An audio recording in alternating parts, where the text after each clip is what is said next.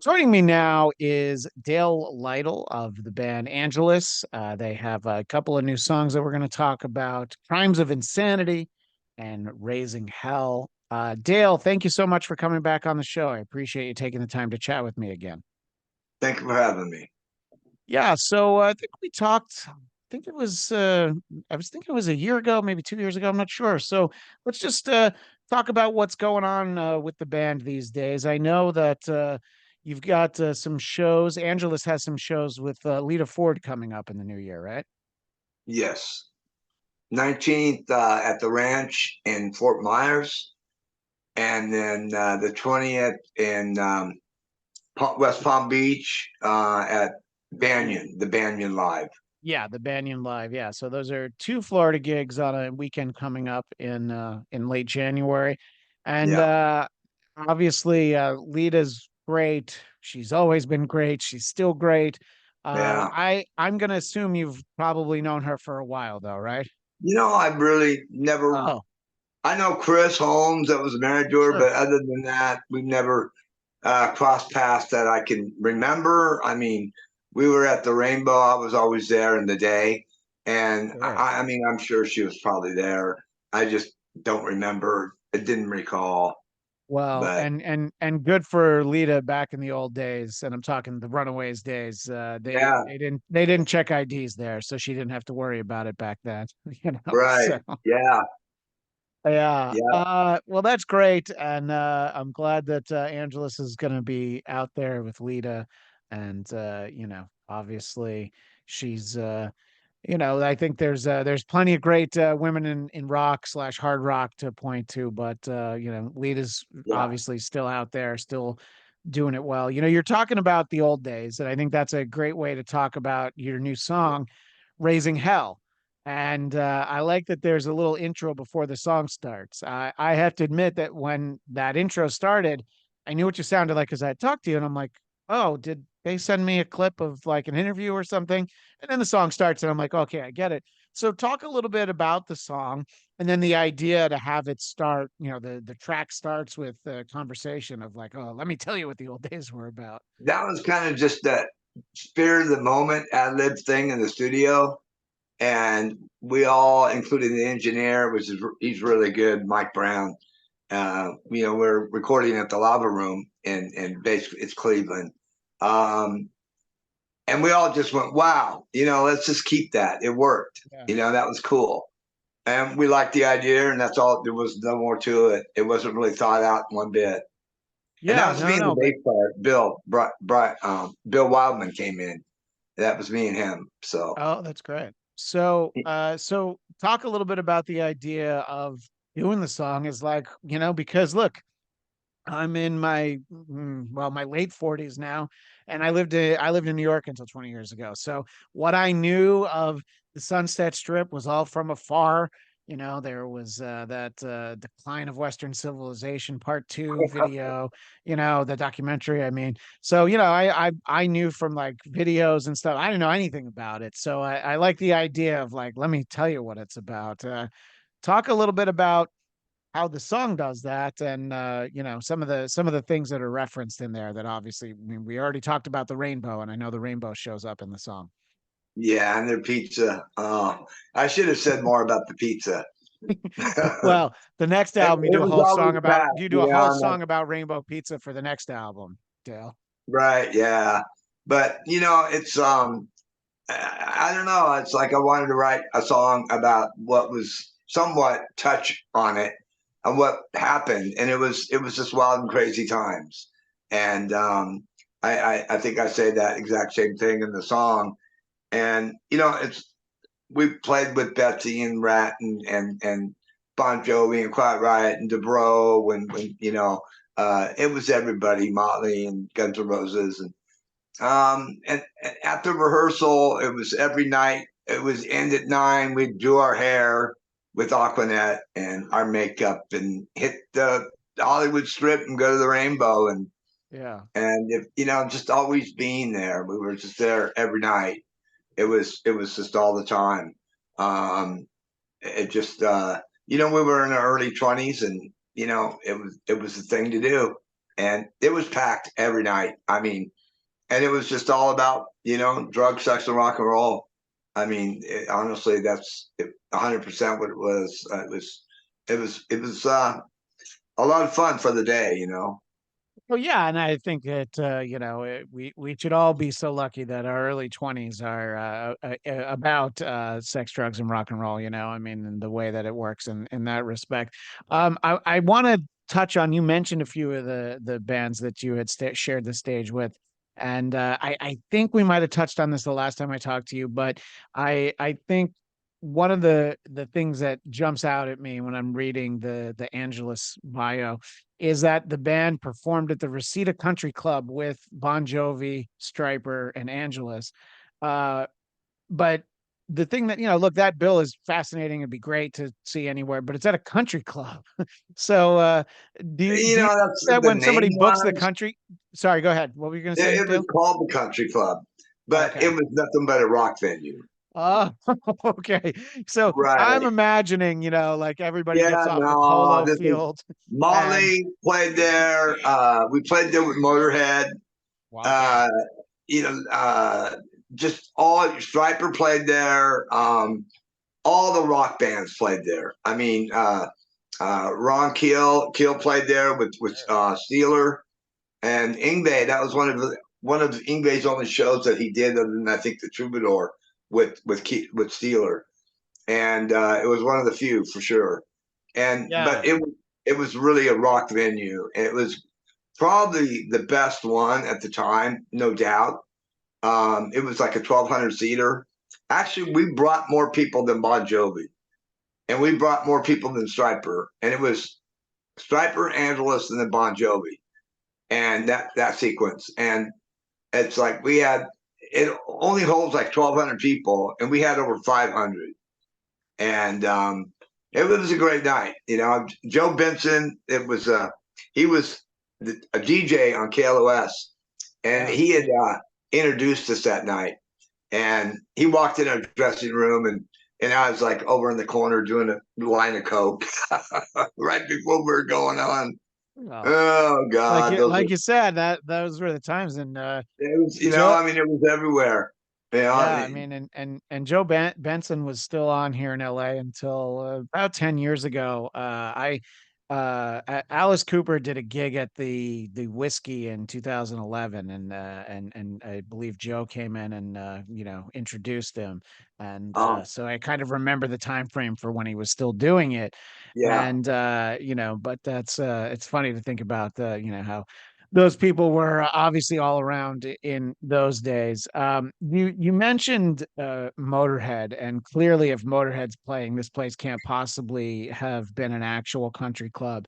And yeah, when it you was. talk about the rainbow to this day, there's the statue of Lemmy. Whenever somebody from out of town comes to Yeah, visit, we get a picture with the Lemmy statue. Uh, yeah. and I've worked on shows where Lemmy's been a guest, and he just seems like the great guy you'd want him to be. No bullshit. Like, don't try and pull a fast one on him. But if you're just upfront and honest, I think he's going to be fine with everybody. But talk a little bit about Lemmy. I always love hearing about Lemmy. I never met him. Oh, I know our singer Dave at the time did. He actually went on their bus and was actually with a couple of his girls. But Dave was a big boy and he could take care of himself. But I didn't. I was really recluse back then, other than standing, going to the Rainbow, eating pizza, meeting girls, going outside on the sidewalk till 4 in the morning. Um, you know, I I wasn't like I wasn't like Chris Holmes. I never got, and I think that might have happened with Chris after he made it.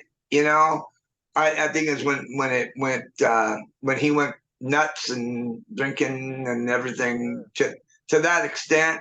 I mean, we were all partying, but we got with Michael Lloyd, and he had done a lot of bands that weren't rock bands, and so we got the wrong producer. If we would have got Roy Thomas Baker, or any of the great ones back then, Mutt Lang, or any of the great producers that were then. it would have been a different story. I probably would have been dead. Well, I mean, look, it's very easy to point to that scene. You referenced DeBro, Kevin DeBro, and he's a perfect example of Yeah. somebody that just the excess really kind of got a hold of him early, and unfortunately, he never recovered. And I think that it's probably better for you today that you don't have those, you have your stories, but you don't have your like just insane, like, oh yeah, there's 4 days that I just completely blacked out. I don't even know what happened, or maybe you do, Let but me think. Hmm,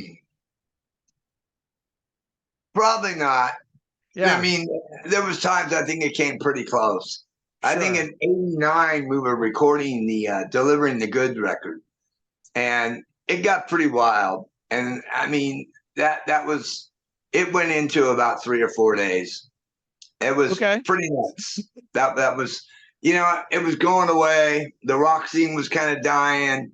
Everything was changing, and we didn't. We got picked up by Michael Lloyd, and then we got dropped because we were a rock band, and he was a Christian type producer, more of a good guy, if you will. Well, he did Donnie and Marie Osmond, Leaf Garrett, Pat Boone, Debbie Boone, uh, Donnie Osmond. I mean, this is what he was used to doing. We were his first rock band ever. No. And we were a real fucking rock band. I mean, there's no Yeah. doubt about it.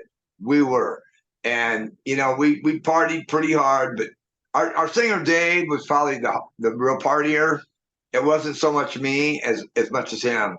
Um, but he was just like, we were there. We wanted to drink beer, smoke pot, do whatever we could to relax. We're at Cherokee Studios, and it's a Saturday, and we're thinking we're on our way, and we're being told all the people that had recorded at Cherokee, and you're 20 something years old in your early 20s, and it's like you're like you get a little bit nervous, and I'm pretty sure those rock producers didn't hassle Van Halen for partying when they were recording the record, or any of the bands. I'm sure they all had a certain amount of relaxation, a way to set their mind.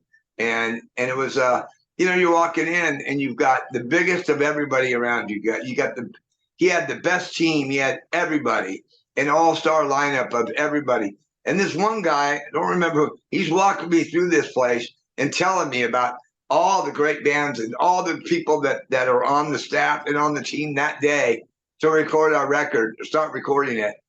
And it wasn't helping matters, you know. And then it just like we weren't allowed to cuss, drink, smoke, and the whole band's out in the back behind Cherokee, drinking, smoking pot, and you name it. So we go in and we start to record, and I think we recorded 3 songs, which I'd never heard. I remember doing "You Want Me to Love You," "Nasty Girls," and maybe "No Sugar Tonight." I can't remember the third one. And then I came inside. He asked us to come inside the booth, and he said we were going to play it back or something. And I said, "Can we hear it back?" And he felt like I was walking on his toes, and he probably could smell the beer and the pot, and heard the cussing. And we were a rock band, and he wasn't a rock producer. He's never done a rock band since. Right. And then, that begs the question of, how do you end up with a producer who had done Donnie and Marie and Pat Boone Bill and Wyman, Bill, this guy manager, Bill Hillman, he had done a lot of B movies, and he's the one that hooked us up with them. And we worked all summer on trying to find, like, we wanted 3 hits. He thought "Nasty Girls" was it. "You Want Me to Love You," and we needed another one, so we kept searching, and we were sending him cassette tapes, and he would listen to them, and we came up with uh, um, the Guess Who. God, I can't think of it right now. well, you mentioned No Sugar No Sugar Tonight Tonight. before. No Sugar Yeah, No Tonight. Sugar Tonight. Yeah. Yeah, yeah, and we did it, and it turned out real good, and everything. So it got dropped, and this is our 40th year of that album because I took it. I took exactly what he was going to do, took us to another studio, recorded, produced, and co-produced the album, and it came out relatively pretty good quality, not major label standards, but pretty damn good. And it went really well. We got signed with Mystic with Doug Moody, and come to find out years later, my son's on the internet, and Doug's telling us to go on tour, go, and we just didn't have the backing at the time. You know, everybody that was supporting us, I had no parents. Dave had no parents. We were just like in the world with our fans, and that was it. That was our family.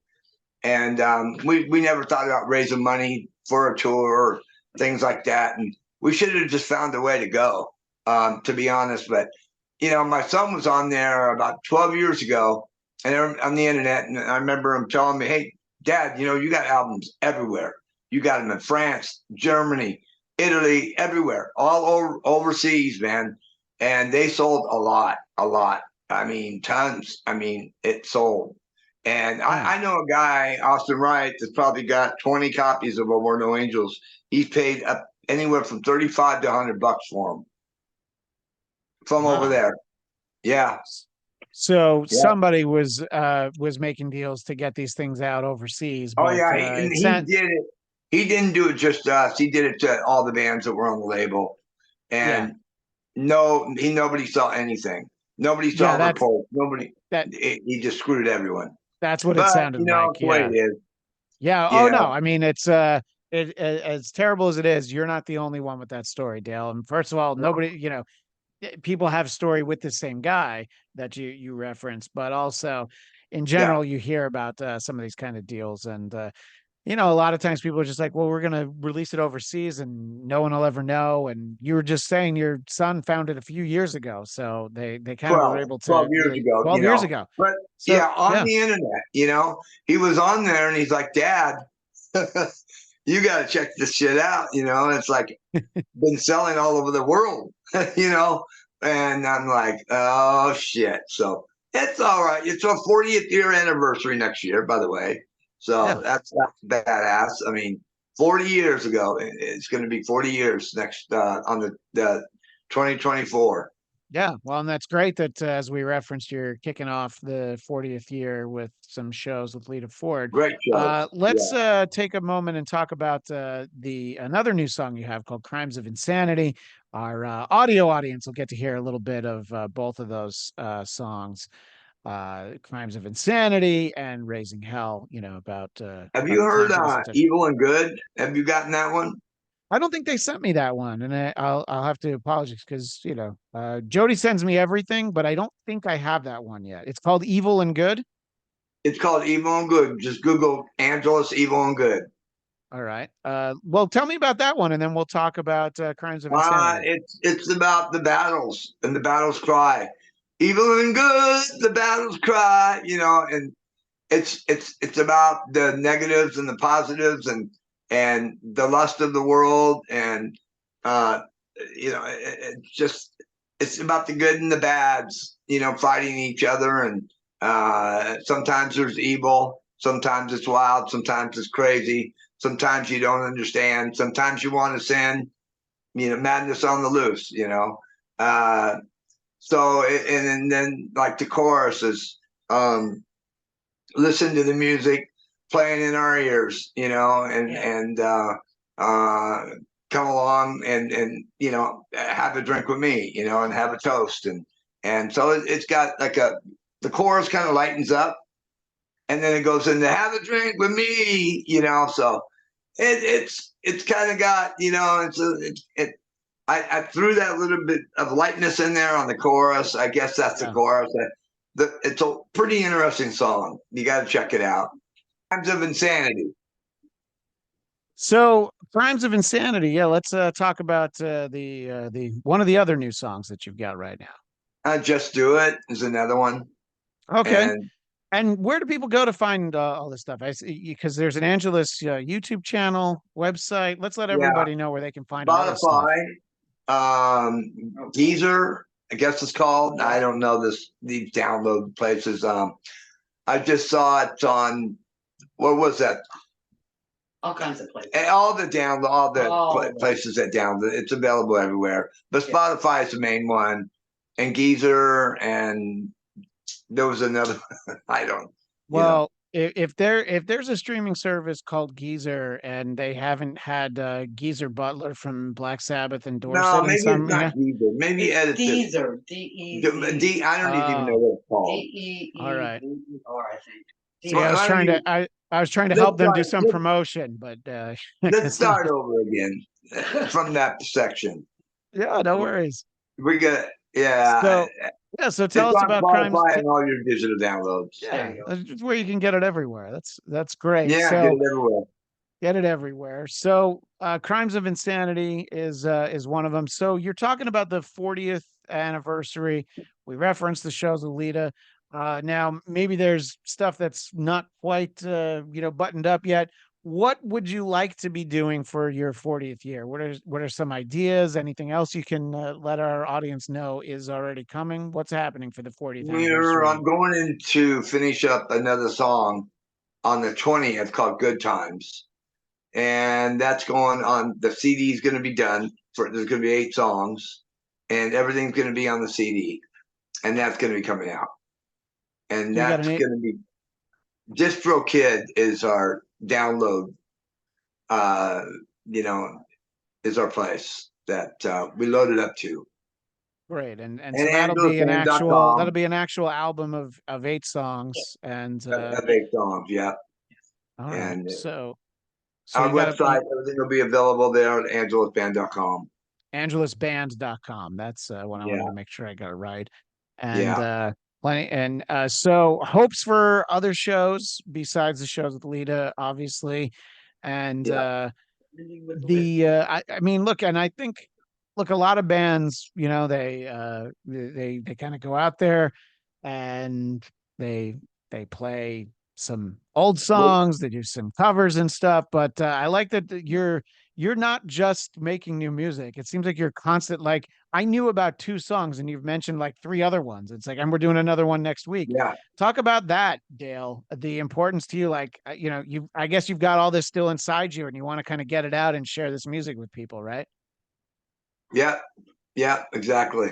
And we got other shows. We got one in Michigan at the Blind Pig on February 2nd. And then we've got one here in Ohio, in Salem, Ohio, on February 10th at Fernangles, I think. It's a weird name. And so that's going to be a lot of fun. And then we've got one at the Whiskey, September 19th, next year on a Thursday, with co-headlining with Bitch, which is on, I mentioned, in, Raising Hell. So that should be a lot of fun. Really looking forward to that.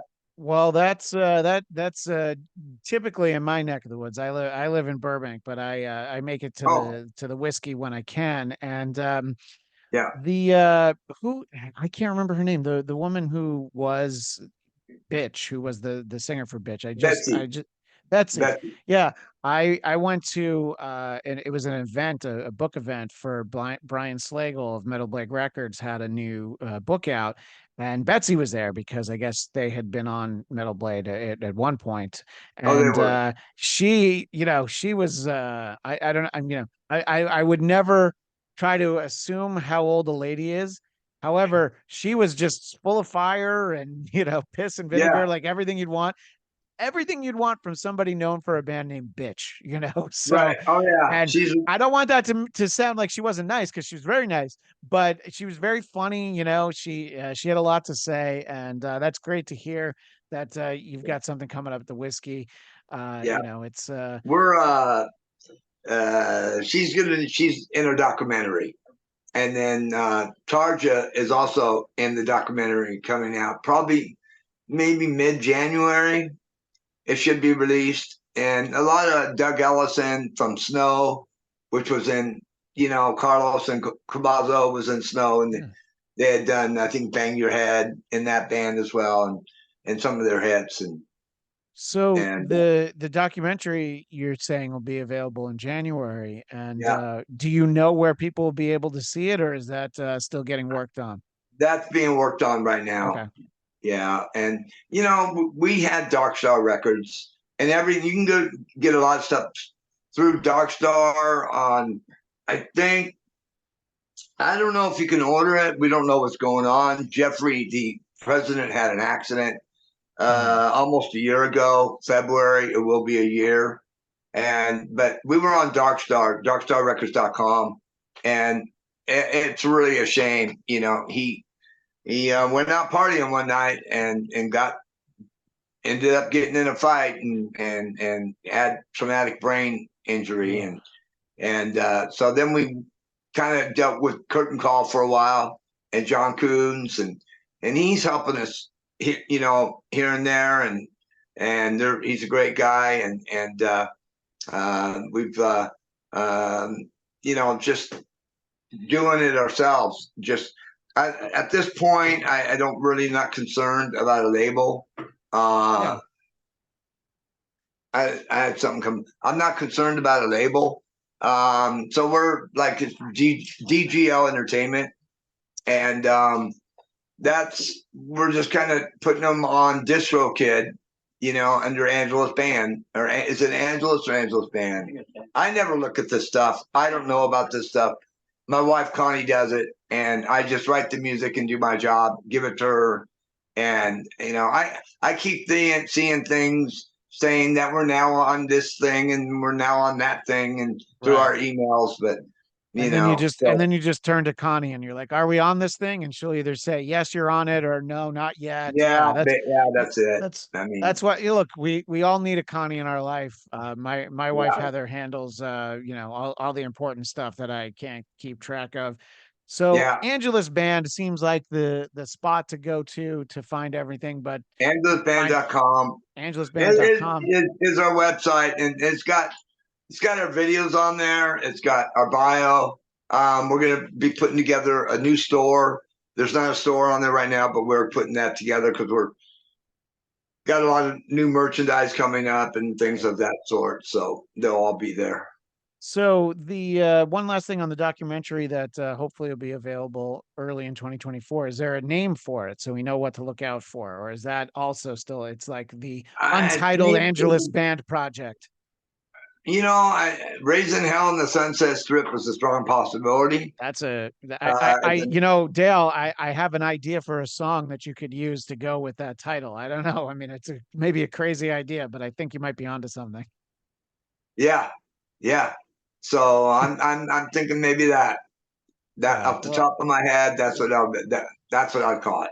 Well, that'll Definitely. be great. Dale, I'm very excited for your 40th year, and September's a long way off, but I'm gonna make a note. I'm gonna touch base with Jody, the publicist. If you guys are gonna be at the whiskey, I'll see what I can do to make sure that I'm at the whiskey that night, and hopefully there's I'd a lot love of to great have you stuff there. in It'd be between. great. Yeah. Dale Lytle, angelusband.com. And you heard him mention a bunch of new music, hopefully a documentary. Congratulations on 40 years and, many, many more good years to come. And And looking forward to all of it. Go ahead. Angela's Band YouTube. So look for All our Angela's videos. Band on Angela's YouTube as Band well. YouTube. That's good. Yeah. Yep. For So have it. we got we've done a ton of videos on there. Yeah. Well, Yeah. we all owe a big thanks to Connie for making sure there's a lot of great stuff on there. And thank you, Dale and Connie Thank for the you. time. And And looking forward happy to holidays. yeah, same to you. And looking forward to catching up with you sometime in the 40th year. Thanks again, Dale Lytle of Angeles. Thank you for having me.